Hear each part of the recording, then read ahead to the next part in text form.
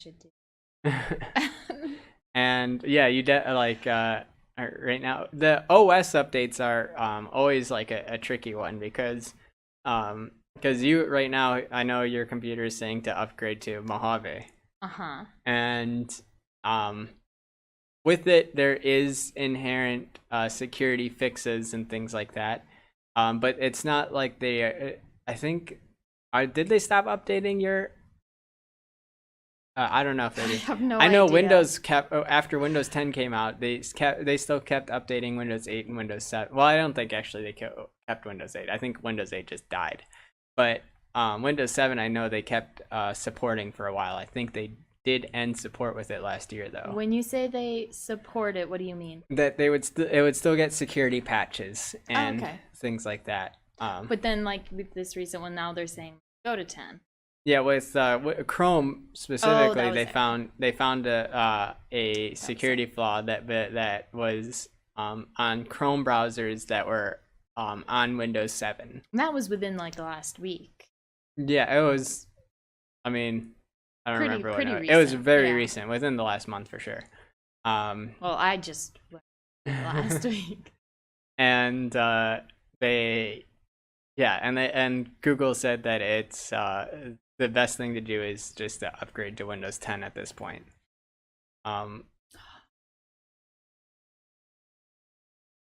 Yeah. The whole not having Windows thing. I need to just do that. But so say you have a computer and you're not great at technology and you keep meaning to get Windows, but you just haven't yet.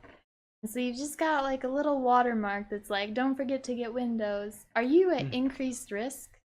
I think you still get the updates. I'd have to double check on that. You still get the updates, but especially if you have an unlicensed copy.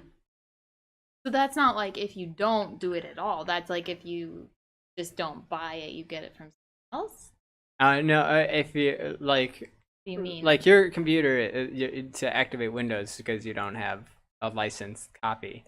I'd have to double check to see if you are getting the updates. Is it so it's still sort of running on Windows even though I haven't like fully committed? Well, you are running Windows. Like it's no doubt that you're.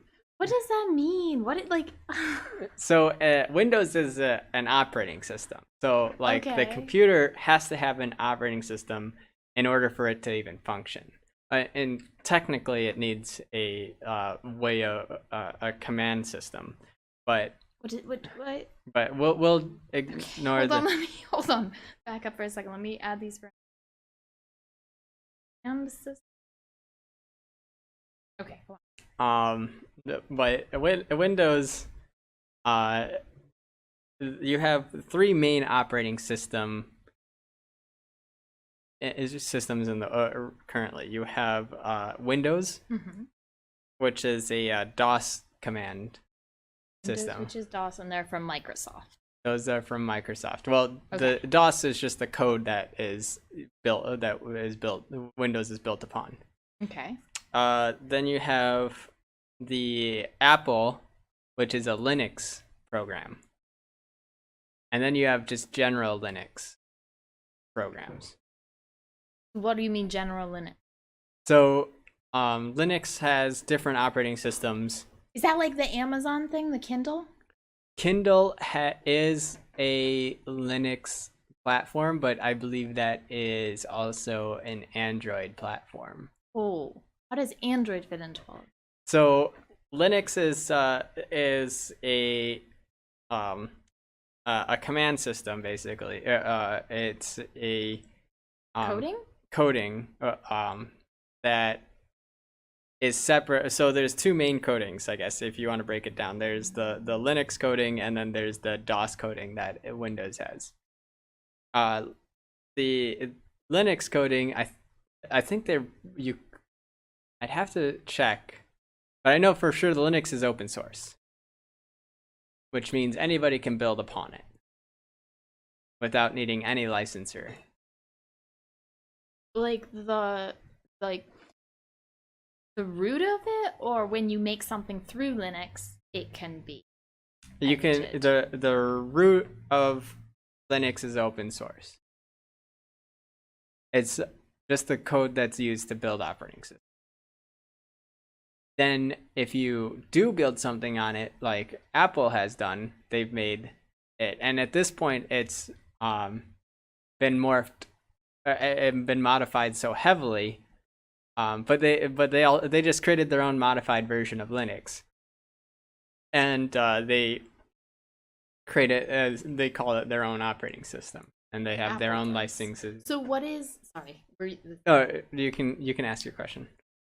What is Raspberry Pi that uses the Noobs operating so is that Android? That's a version of Linux? I believe. What is that? I believe that is a Linux-based system. And it can teach you to do Linux then, right? I mean, it could teach you to do anything.